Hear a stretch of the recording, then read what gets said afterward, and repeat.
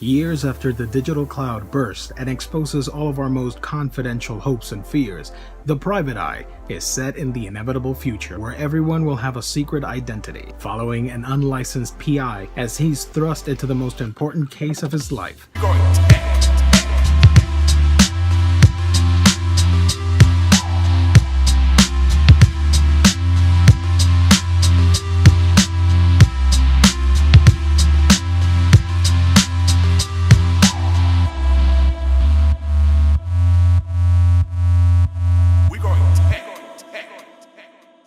Welcome everybody to another exciting episode, another edition of A Week in Geekdom here on YouTube. I am your host, Giovanni Menendez, and welcome back to another review. This time we have read The Private Eye, one of the most underrated books ever in my opinion, from Brian K. Vaughan and Marcos Martin. This is just a beautiful, gorgeous looking book that I cannot praise enough. If you have no idea what Private Eye is, basically this book started as an online free comic. You could pay whatever you wanted for it, or you can get it for free.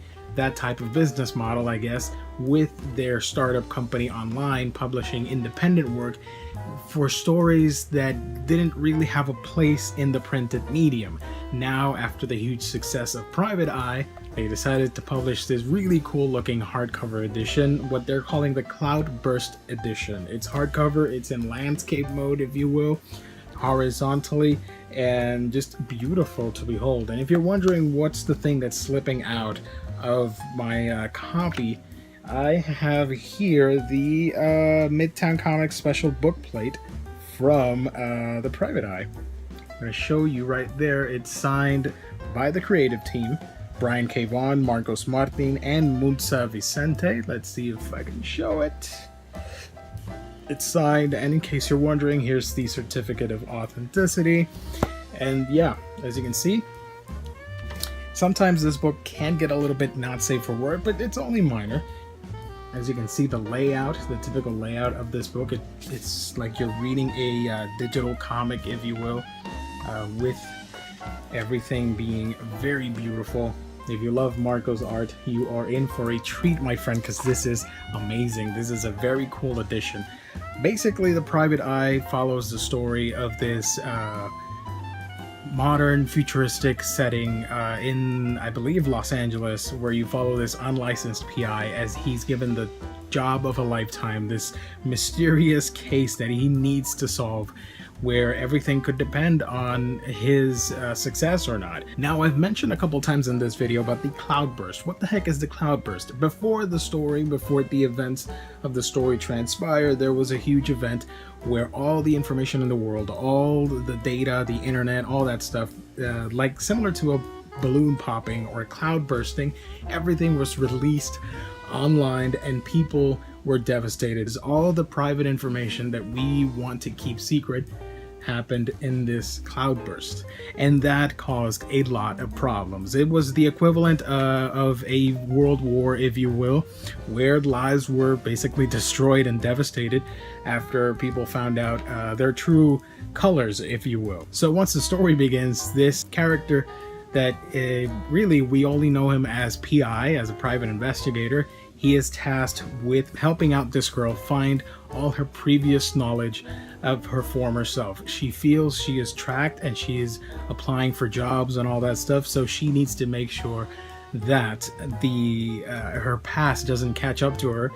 And of course, she gets a third party to do it, in this case our PI. As much as I would like to reveal the plot of what happens in Private Eye, I simply cannot do that because it is one of those books that is best experienced without any prior knowledge. However, I can tell you about the actual book itself. It is actually pretty cool. The characters are really well written. It is a very interesting postmodern neo-noir take on the war of information and detectives and all that stuff. Our main character is very interesting. He's a Pandora's box. You don't really know what he's doing, what he's up to, until the very minute where he starts doing stuff. And that is actually pretty interesting because typically they wear their heart on their sleeves. And We don't get that. We get a character that's very mysterious with a very multi-layered past. He has experienced things. He has seen some things, man. The world of Private Eye is actually pretty interesting because we have concepts of camouflage and using masks to hide our true selves with whether it be an animal mask or really retro looking things from the 50s or 60s. Just a very funky looking future, if you ask me. And the characters obviously use that because if you hide under a mask, it allows you to hide your true feelings. And you could say that's the biggest feature of this book. It is a very multi-layered story where you think you're looking at something and then the mask is off and it reveals to be something completely different. That is evident with the way our PI traverses through the story, and we find out the true purpose of what he's actually doing, what the main mission will be. If I had to describe this book artistically, it's a very weird infusion of anime and Western sci-fi cyberpunk coolness. This reminded me of Ghost in the Shell meets Blade Runner meets whatever type of neo-noir story that you want to make, and the characters are fully fleshed out. It is a very interesting world. Actually, one of my favorite characters while reading it was our protagonist's grandfather. He is very much from our era with the information world and the internet and social media and all that stuff, so it's actually pretty interesting to see his or what we will become in the future clashing with the technology of tomorrow, if you will. The art in it is beautiful. Marcos Martin, of course, just cannot do wrong. He is a fabulous artist, and his art is really brimming with personality, lots of colors, and just an overall sense of awesomeness is the best that I can describe it. It is very detailed but very simplistic in nature, which is of course a staple of his, but you see in the way that he draws backgrounds and doing all the paneling and stuff just looks pretty amazing. And I gotta say, it's a little funky reading a book like this at first, but you get used to it pretty quickly. Hopefully I'm not spoiling anything with any of the pictures. Some of the art right here is just so well done. Look at all the detail and the colorings and all that stuff. It's just beautiful, in my opinion.